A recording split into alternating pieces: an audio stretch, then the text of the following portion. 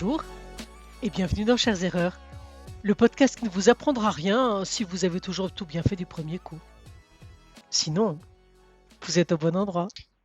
Donc, aujourd'hui, j'ai le plaisir d'accueillir Caroline Toiti, une consoeur que j'ai découverte récemment à la sortie de sa BD, dont elle est co-autrice avec le dessinateur Pilot et qui s'appelle Louise, une vie de coach. La vraie vie d'une coach, avec ses bons et ses mauvais moments, avec ses confusions, ses doutes et ses moments de dénouement, avec le double regard de la coach qui livre une partie de son métier et du dessinateur qui, lui, n'est pas coach et regarde tout ça avec un brin de malice. Et c'est édité aux éditions Moulin-Boissard. Et courez l'acheter, c'est une super lecture et un super cadeau à faire.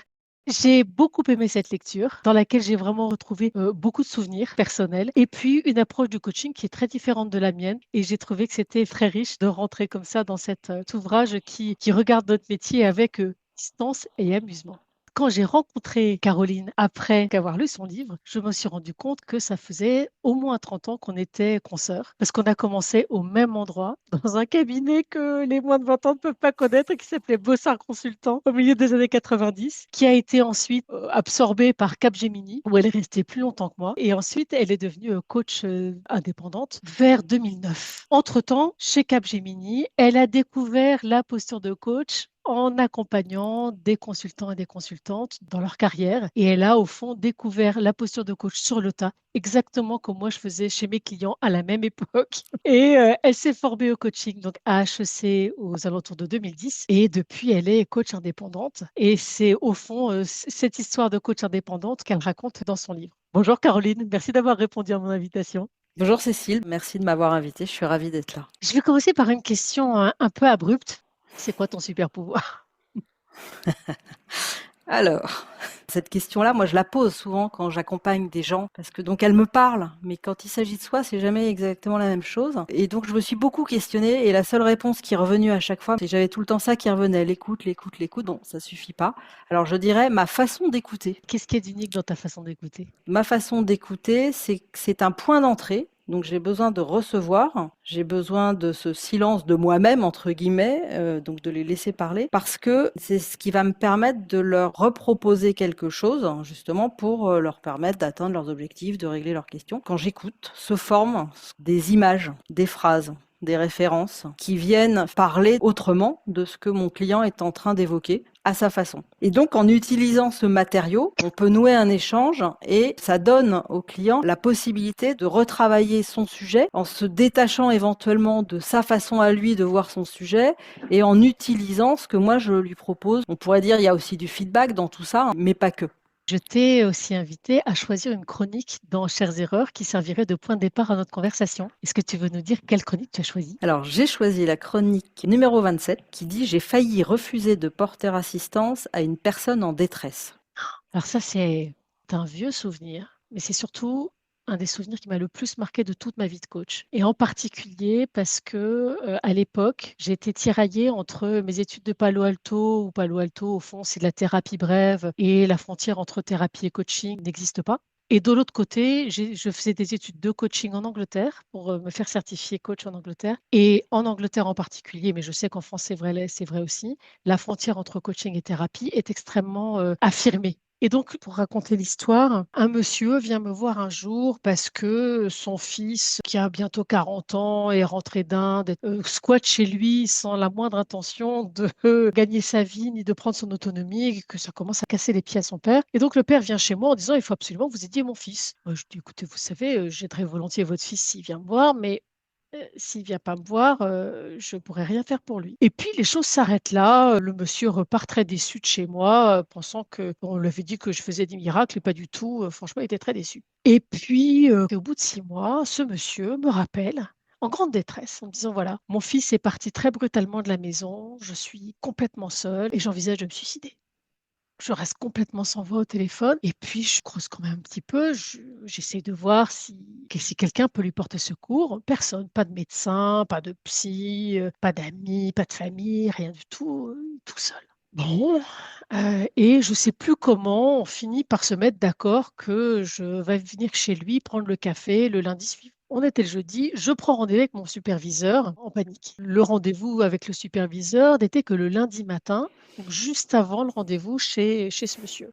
Et entre-temps, je vais en Angleterre pour suivre un cours pendant le week-end et ça me travaillait tellement, j'en dormais pas, je finis par aborder le sujet pendant ma formation. Et là, la prof anglaise me dit, mais c'est hors de question que tu t'occupes de ce monsieur en fait. T'es coach, t'es pas thérapeute. Si tu interviens dans cette situation, tu violes la déontologie de ton métier, c'est pas éthique ce que tu fais. Déjà, j'étais paniquée, mais là maintenant, j'étais paniquée et coupable. Je rentre chez moi avec 12 tonnes sur les épaules en me disant, mais qu'est-ce que je fais, mais qu'est-ce que je fais? Et là-dessus arrive la conversation avec mon superviseur le lundi matin. Et là, mon superviseur, un superviseur Palo Alto, qui me dit, mais ce monsieur t'a dit qu'il allait voir personne, qu'il allait pas voir de médecin, qu'il allait pas voir de psy, etc. Tu peux le croire. Il a perdu le contrôle sur son fils. Et en fait, il essaie de le reporter sur toi. Parce que c'est ça qu'il sait faire, ce monsieur. Alors, tu vas pas perdre tes moyens, tu vas y aller. Et puis, tu vas commencer ta séance par: Bonjour, monsieur, j'ai bien pris note de votre projet de mettre fin à vos jours. Qu'attendez-vous de moi? Je te laisse imaginer l'état dans lequel je suis arrivée chez le monsieur. Et j'ai effectivement commencé ma séance comme ça. Et il s'est passé quelque chose d'absolument magique encore. Il m'a regardé fixement pendant de longues minutes. Et puis, il m'a dit, mais vous allez m'aider à prendre ma décision quand même. Bah, je suis là pour vous aider à prendre toute décision qui est bonne pour vous. Je me dis, j'en ai toujours pas très large. Et puis il me dit, mec, moi je voudrais quand même pouvoir, d'abord je voudrais pouvoir mourir dans la dignité. Et à partir de ce moment-là, la discussion est devenue une discussion sur le droit à mourir dans la dignité et comment est-ce qu'il avait décidé de contrôler sa mort, etc. Et il avait déjà l'adresse d'un médecin en Suisse, ta, ta, ta, ta, ta, ta, ta, ta, ta. On s'est revus 4-5 fois pour l'aider à digérer le départ de son fils et je n'ai plus jamais entendu parler de suicide. Cette histoire, alors j'en ai encore des sueurs froides quand je la raconte. Ce monsieur m'envoie toujours ses vœux tous les ans. Et en fait, ce que cette histoire m'a aidé à comprendre, c'est qu'il y a différents modèles déontologiques. Et je peux tout à fait comprendre que chaque fédération, chaque culture nationale puisse avoir sa propre culture. Mais à partir du moment où une personne m'a demandé du secours à moi, que je n'avais aucun professionnel de santé à qui envoyer ce monsieur. Alors, j'avais un devoir, je ne savais pas lequel, je ne savais pas comment, et j'avais besoin de mon superviseur pour ça. Et ce que m'a fait faire mon superviseur était la bonne chose à faire. Sans supervision, j'aurais pas pu m'en sortir. Mais je sais que si je n'avais pas répondu à l'appel de détresse de ce monsieur, je me le serais reproché toute ma vie. Et donc, non, je ne suis pas thérapeute, mais non, je ne considère pas avoir transgressé une frontière entre la thérapie et le coaching. J'ai porté assistance à une personne en détresse et j'ai demandé à un professionnel de m'aider à le faire correctement. Et si c'était à refaire, je ferais exactement la même chose. C'est pas une histoire légère, hein, et vraiment, elle m'a appris des choses moi, qui m'accompagneront toute ma vie. Alors, en quoi Bah, est-ce que ça fait écho pour toi, Caroline? moi, ça fait écho en fait, à un certain nombre de situations dans lesquelles je me suis retrouvée et où on se dit qu'à un moment donné, il y a la théorie d'un côté qui te donne une norme à appliquer et qui a l'air d'être la bonne chose à faire. En tout cas, si on le fait pas, ça veut dire qu'on n'est pas bon. Et puis, en fait, il y a le réel de l'instant. Et là, il y a des émotions, il y a de la peur, il y a de la peur pour l'autre, il y a de la peur, enfin, il y a plein de choses qui peuvent se mêler, hein. Donc moi, ça fait écho à plusieurs situations dans lesquelles je me suis retrouvée. Je vais en évoquer une qui est peut-être un peu moins dramatique, mais où, en effet, la supervision m'a fait prendre conscience de l'erreur monumentale que j'étais en train de réaliser, justement, au nom d'une certaine éthique. Donc moi, je fais, l'éthique pour moi est un sujet, alors peut-être pour plein de personnes, mais je suis très sensible à la déontologie que j'applique à ma façon, donc c'est mon éthique, et avec un certain nombre de règles que je m'interdis de transgresser pour être professionnelle, en tout cas sous l'angle qui moi m'apporte. Un jour, j'accompagne une personne. Il était venu me voir pour explorer des possibilités de mobilité professionnelle parce qu'il n'était pas heureux dans le job dans lequel il était. En plein milieu de l'accompagnement, il fait quand même un burn-out plus ou moins avéré, mais enfin, on était quand même dans cette situation-là. Finalement, il reprend à peu près pied. On finalise l'accompagnement. Il sait qu'il veut quitter son poste. Il est en recherche.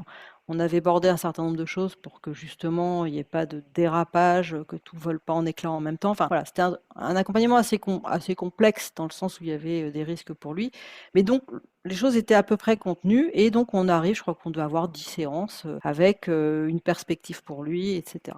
Donc moi, j'étais plutôt satisfaite de ce qu'on avait réussi à faire ensemble, hein, parce que je trouvais qu'il n'était pas parti dans tous les sens en live, enfin, il n'avait pas décroché, il y avait vraiment un risque. Et puis quelques temps après, il me rappelle pour me demander si j'accepterais de le coacher à nouveau sur des sujets. Alors je ne sais plus la thématique parce que c'est un peu vieux. Et là, dans ma tête, je me dis, bah non, c'est pas possible, parce que s'il me rappelle, c'est que je l'ai mis dans une dépendance vis-à-vis de moi. Et donc, c'est hors de question. L'autonomie du coaché, c'est ça l'important. Là, il avait déjà bien posé un certain nombre de jalons. On a déjà fait 10 séances. Il y a des objectifs à fixer. Il y a un nombre de séances. Alors, j'étais jeune coach, hein, mais quand même. Et donc, qu'est-ce que je fais? Je lui dis non. Je lui dis que c'est pas possible, que je vais pas pouvoir l'accompagner au nom de cette éthique-là, qui est la mienne, qui est importante. Et vraiment, et j'étais assez fière de moi parce que je me dis, c'est quand même dire non à un client. On est coach, c'est pas non plus ni facile ni rentable, hein. Donc, au fond, fière de faire passer l'éthique avant le reste. Et puis, j'ai rendez-vous avec ma superviseuse parce que moi, j'ai des rendez-vous réguliers, sujet ou pas sujet. De toute façon, il y a toujours quelque chose à travailler et pas que les difficultés. Et donc, typiquement, là, pour moi, c'était pas du tout une vraie difficulté puisque j'avais résolu le sujet moi-même. Et donc, j'arrive en supervision et après avoir posé tous mes sujets, j'évoque celui-là en étant un peu fière quelque part. Je pense que j'attendais un peu un mode oui, bravo, père l'éthique, enfin une belle reconnaissance sur un sujet qui m'est cher. Et là, et là, je vois dans son regard une forme d'étonnement. Et je me dis, tiens, c'est bizarre, c'est pas tout à fait ce que j'aurais aimé lire. Ouais. Et elle me dit, alors je ne sais plus exactement comment, mais elle commence à me questionner en me disant, mais qu'est-ce qui fait que vraiment vous avez refusé de l'accompagner? Alors moi, je lui explique très fière de moi, vous comprenez, l'emprise, la toute-puissance, là au moins je lui ai redonné son autonomie. Ça, je lui avais redonné son autonomie, je lui avais dit non. Donc, il y avait plus. Et elle me regarde et finalement, moi, je ne sais plus comment elle l'a formulé, mais ça a été un truc du style, ma chère Caroline. Et là, je me suis dit, ouf, où est-ce qu'on va là? Et donc là, où est-ce qu'on va? En fait, elle me dit, mais finalement, ce que vous êtes en train de me dire, c'est que vous avez décidé par vous-même de ce qui était bon ou pas bon pour lui. Donc finalement, on est exactement dans une position de toute puissance. Oh, et là, mais je me dis, mais l'angle mort, quoi. Le truc, mais vraiment la voiture qui te percute au moment où tu te rabats, tu l'as pas vu. Voilà. L'angle mort. Oh, et donc, franchement, alors je comprends dans l'instant, temps sensible, et je me dis, mais c'est pas possible de se planter à ce point, et je n'ai rien vu. Et j'étais arrivée en plus avec cet ego, hein, je pense que donc on est bien là, en fait, l'ego, les principes, le machin, la théorie, et puis tout à coup le réel, et là, boum, la supervision, c'est tout d'un coup ce qui nous remet juste dans la bonne perspective, en fait, et cet angle mort, enfin, c'est le principe d'ailleurs, je ne l'avais pas vu. Donc voilà ce à quoi ça m'a fait penser. Alors c'est pas la même histoire, hein, mais Pas du tout, mais je trouve vraiment que tirer comme ça le fil de quelle connerie on est capable de faire au nom de principes mal compris. oui, c'est ça, pas appliqué au réel, pas appliqué au client. Et finalement, là, j'étais peut-être centrée sur moi avant d'être centrée sur lui, centrée sur mon image, toute cette théorie qu'est-ce que j'ai le droit de faire, pas faire, hein. Finalement, cette discussion que j'aurais pu avoir avec moi-même en disant, mais ouais, à quel moment je m'affranchis de quoi? Et peut-être à quel moment je vais me faire superviser aussi à ce moment-là. Qu'est-ce que tu as appris de cette mésaventure? Ça m'a beaucoup servi parce que maintenant, forcément, je me souviens de ce regard, je me souviens de cette question de la superviseuse. J'étais pétrifiée après en me disant comment je rattrape le coup.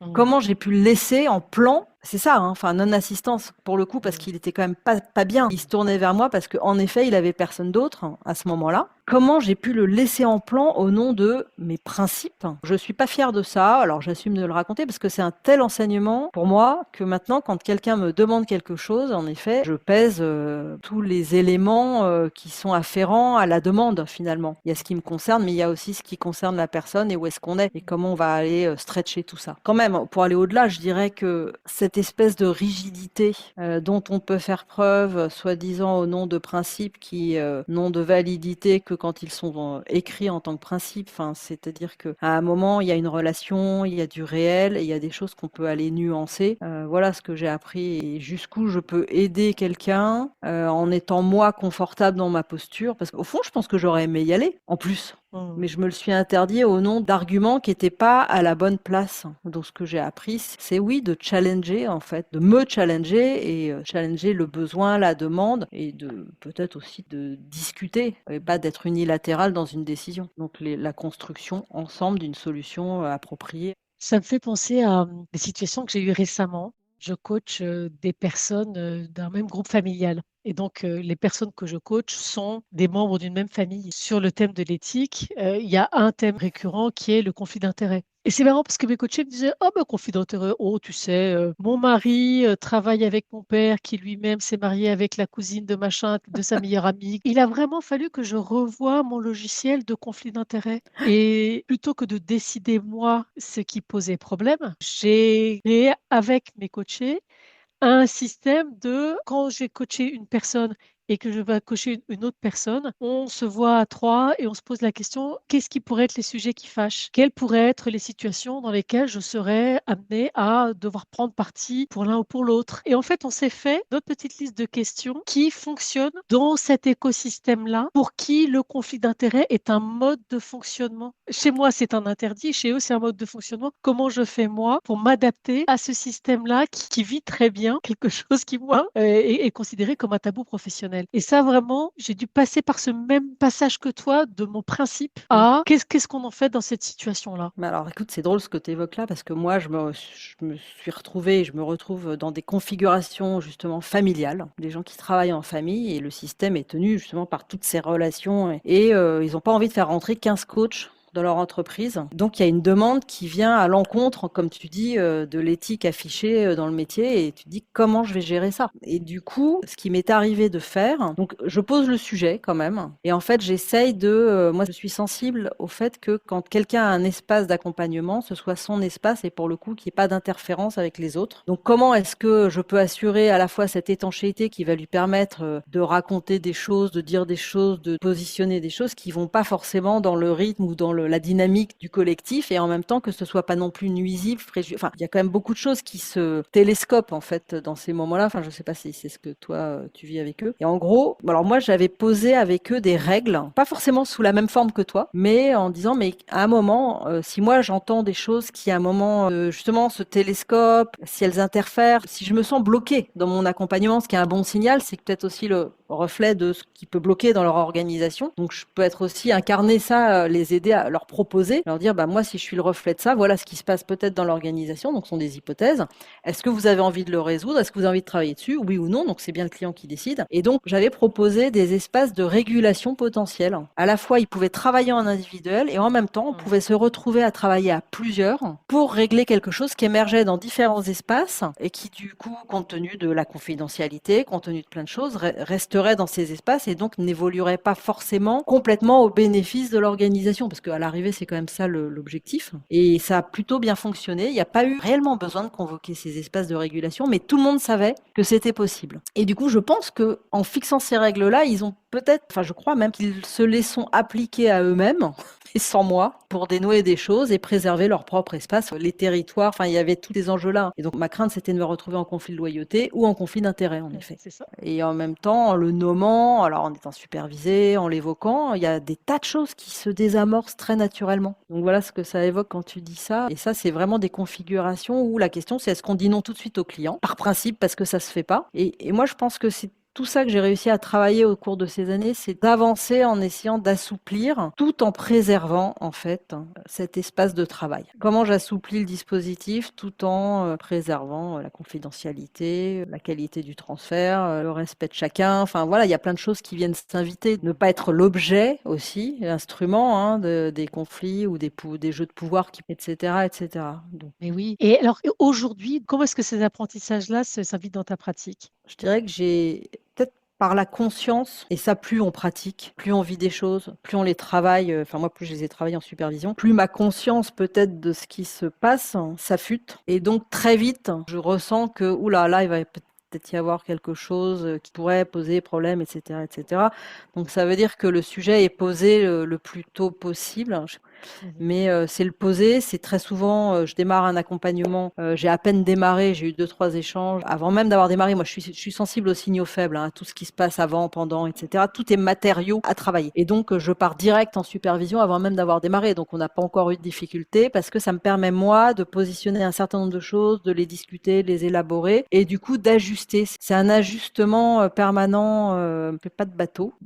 Mais l'image qui me vient, c'est, tu sais, j'ajuste mes voiles pour prendre le mieux possible le vent. Donc ça se fait parfois au millimètre pour pas qu'il y ait du jeu, enfin que ça faceille ou au contraire que ce soit trop surtendu et qu'on parte direct dans la falaise ou je sais pas où. Mais et donc c'est l'ajustement, il se fait dès le démarrage en fait. Voilà comment ça peut s'inviter dans ma pratique parce que mon objectif c'est de sécuriser tout ça pour que au fond le coaching soit performant au sens où il est attendu pour aider l'entreprise et l'organisation, l'équipe, la personne, etc. Est-ce que tu es en train de dire que d'une certaine manière, avec l'expérience, tu as appris à sentir les difficultés qui vont se présenter dans le cadre du coaching, éventuellement d'ailleurs des difficultés éthiques, les cas de conscience, des choses comme ça, et parce que tu les sens rapidement, alors plutôt que de rester campé sur des principes, tu vas très vite en supervision pour aller finalement chercher comment ajuster entre des principes qui ont besoin d'être là parce que c'est des points de repère et la réalité que tu vis avec tes clients pour finalement trouver le dispositif qui sera le plus juste et le plus sécurisé possible pour tes clients. Je me souviens au démarrage, quand j'ai commencé le coaching, après un entretien avec quelqu'un, je notais tout ce qui me passait par la tête sur une feuille. Et puis, terminé. La feuille, je la mettais sur le côté, on n'en parlait plus. Alors, si je l'utilisais éventuellement en supervision, mais en fait, quand je reprenais la feuille à la fin d'un accompagnement, il y avait tout. Tout était là et tout était dit à ma façon, mais je retrouvais tout ce qui finalement s'était déroulé pendant l'accompagnement. Donc aujourd'hui, j'écris moins, mais je suis à l'écoute de tout ça. Et en effet, dès que je sens que je risque de me poser des questions, etc., mais j'attends pas. Parce que du coup, on gagne un temps fou. Enfin, je reviens sur la supervision. C'est vraiment, alors j'ai une superviseuse qui, je pense, a une intuition, donc je lui raconte rapidement deux, trois trucs assez vite, parce qu'il y en a dans tous les sens. Et paf, elle arrive. Elle va direct sur le point que j'avais pas forcément moi formulé explicitement, que je sentais, que je percevais. Mais et là, tac, on met le doigt dessus et à partir de là, on commence à travailler en se disant bon.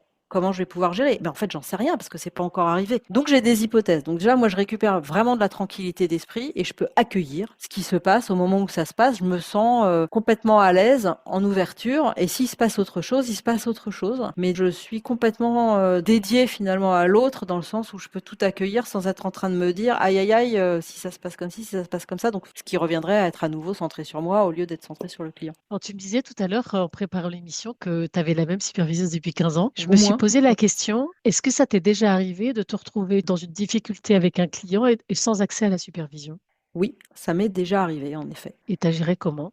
Alors dans ces cas-là, ça m'est pas arrivé souvent, mais ça m'est arrivé en fait sans accès dans le sens où j'avais pas envie de l'appeler à 10 heures du soir. Alors c'est drôle parce que moi j'ai des supervisés qui ont fait ça avec moi et moi j'ai pas osé. Finalement, ce que j'ai fait, alors à l'époque il y avait pas l'IA, mais je pense qu'avec l'IA on peut faire des trucs super. J'ai pris mon crayon, j'ai pris ma feuille, je me suis isolée et j'ai écrit tout ce qui me venait, tout ce que je constatais, tout ce que je ressentais, comme si je lui parlais à elle. Et le fait d'extérioriser et ensuite de relire ce que j'avais écrit, je travaillais avec moi-même entre guillemets. Enfin, la feuille, c'était mon autre moi ou un miroir, j'en sais rien. Et ça m'a permis de trouver des leviers et de résoudre, en tout cas, sur le moment, quelque chose qui m'était apparu comme étant une crise et il fallait faire vite pour le gérer. Donc, ça a permis de passer le moment sans dégâts et ensuite de revenir en supervision et de retravailler le sujet pour m'apercevoir que, bah oui, soit j'avais bien fait, soit j'aurais pu faire mieux ou différemment. Mais du coup, ça m'a permis de me nourrir pour d'autres fois. Et puis, de fil en aiguille, à nouveau, avec l'expérience, je ressens moins d'urgence. Je sais que je peux appeler ma superviseuse s'il y a une urgence, mais bon, ce jour-là, c'était pas possible. Voilà comment j'ai fait. Je sais pas Ok. comment toi tu ferais ou tu as déjà fait, mais Il se trouve que ma superviseuse, elle a plusieurs semaines d'attente. Et à chaque fois que je prends rendez-vous avec elle, donc je sais que je ne peux pas l'appeler pour une urgence. Donc c'est comme ça. Et par ailleurs, j'ai aussi mis un moment à comprendre que quand j'appelle pour une urgence, j'ai pas assez réfléchi par moi-même. Simplement pour prendre du recul émotionnel par rapport à la situation. Et si je ne sais pas comment avancer, si j'arrive pas à trouver de stratégie pour avancer, il y a un principe qui m'aide, c'est de me dire quand tu sais pas où tu vas dans un coaching, ce qui arrive, comme d'ailleurs Louise est perdue un moment dans ta BD. Quand je suis perdue et que je sais pas où aller, je me dis, OK, bah, si tu sais pas, prends soin de la relation et ça paiera un jour. Parce que si tu veux forcer une direction, alors ça sera ta direction et pas celle de toi coaché. Et donc, de toute façon, ça sera pas bon. Et donc, laisse et occupe-toi de l'alliance ouais. avec ta coachée, cultive cette alliance et puis ça va se décoincer. Du coup, ça me fait penser. Alors, si je me sens coincée et que je sais pas, en général, il y a le moment où je me sens plus en capacité, qui est toujours un moment de vide, hein, un peu personnel. Ouais. Comment je vais pouvoir l'aider. Mais en fait, je me suis aperçue, alors il y a plusieurs choses, il y a plein de situations différentes, mais qu'à ce moment-là, c'est que je suis en train de prendre sa charge. Je prends direct la charge de la personne et que le vide que je suis en train de ressentir, parce que alors je suis assez poreuse, il y a pas mal de choses, bon ça fait, donc après il faut aussi arriver à faire la part des choses. Et donc quand je ressens ce vide abyssal, tout d'un coup je me dis mais en fait c'est pas normal, pourquoi est-ce que je ressens ça Et donc là je me dis ah mais peut-être que ça ne m'appartient pas. C'est là où tout d'un coup, ça, tu dénoues le truc. Et donc ça, Ouais. forcément, avec l'expérience, tu apprends à le faire. Au début, tu as des doutes sur plein de choses. Après, tu en as moins parce que tu t'appuies sur tout ce qui s'est déjà produit. Et donc, tu sais que non. En fait, si ça se passe là maintenant, c'est qu'il y a autre chose qui est en train de se dire. Et donc, dans ces cas-là, donc ça, c'est en direct, je métacommunique. Et je dis ce que je ressens, je dis ce que je suis en train de vivre. Et je dis carrément, je suis en train de m'interroger sur est-ce que... Et en général, ça fait mouche, la personne te dit immédiatement, ah bah c'est exactement ce que je ressens.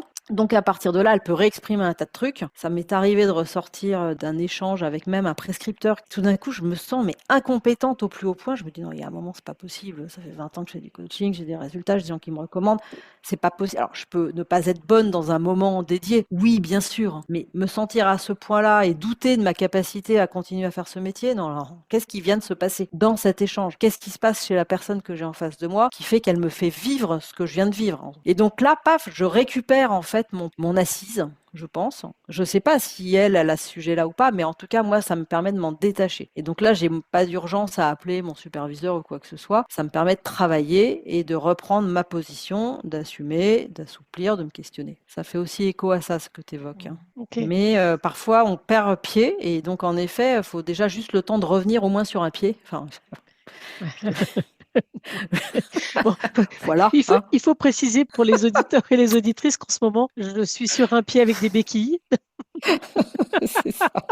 Bon, c'est une manière de terminer cet échange sur un clin d'œil rigolo. Et pour terminer cette conversation, Caroline, est-ce qu'il y a une référence, une image, une musique, un livre, un film, n'importe quoi, qui te viendrait à l'esprit et qui illustre notre conversation d'aujourd'hui? En fait, ce qui me vient, c'est aussi en écho avec la BD, ça m'a fait penser au cinéma de Claude Lelouch. Alors, on aime ou on n'aime pas, moi j'aime beaucoup. Parce que ce que j'ai compris de Lelouch, c'est qu'en fin de compte, il peut y avoir un scénario au départ, donc le théorique, on va dire. Il se passe quelque chose avec ses acteurs dans l'émergence, et c'est ça que lui filme. Moi j'aime bien Lelouch pour ça, parce qu'il prend les choses qui se présentent, au-delà largement du scénario théorique, et ben je pense que le coaching, et ce qu'on a évoqué, ça me fait penser à ça, c'est qu'à un moment donné, tu as le principe de réalité. Je sais plus qui disait, le réel, c'est quand on se cogne, et bon, bah voilà, à ce Ouais. moment-là, on fait pas forcément ce qu'on avait prévu de faire. Et du coup, bah, pour moi, c'est ça. On est dans le réel et à un moment, bah, t'ajustes. Et quand tu es dans le réel, t'ajustes en direct. Et en direct, tu as certains moyens que tu n'as pas en théorie. Et voilà. Et si je fais le parallèle avec tout ce qu'on a évoqué et avec le coaching, je pense que notre rôle aussi en coaching, en supervision, enfin en accompagnement, c'est de laisser quelqu'un lâcher son authenticité. Donc en dehors du scénario qu'il s'était écrit, le il faut, je dois, on m'a dit que, gna, gna, gna, gna, parce que ça va être contagieux. Donc là, il va embarquer du monde en fait en étant juste comme il est, une fois dans l'espace de coaching, parce Mm. que là, il le teste et c'est sans danger. Et puis voilà. Ce qu'on s'est dit, en fait, bah, le louche, il illustre bien tout ça. Merci Caroline, j'ai pris un immense plaisir à cette conversation. Écoute, moi aussi, c'était un échange sur le métier. J'adore parler métier. Donc, merci pour tout ce qu'on a pu se dire et partager. À très bientôt. À bientôt, Cécile. Merci de nous avoir écoutés. Si vous avez envie de partager une erreur, pro ou perso, qui vous a transformé, ou si vous connaissez quelqu'un qui aurait une histoire à partager, écrivez-moi. Tous les profils sont bienvenus, sauf les gens parfaits, évidemment. Je vous invite aussi à noter ce podcast avec des étoiles, si vous avez aimé, ou envoyer cet épisode à quelqu'un qui aurait peut-être besoin de se réconcilier avec ses erreurs. N'oubliez pas, l'important, c'est pas nos erreurs, c'est ce qu'on en fait. À bientôt.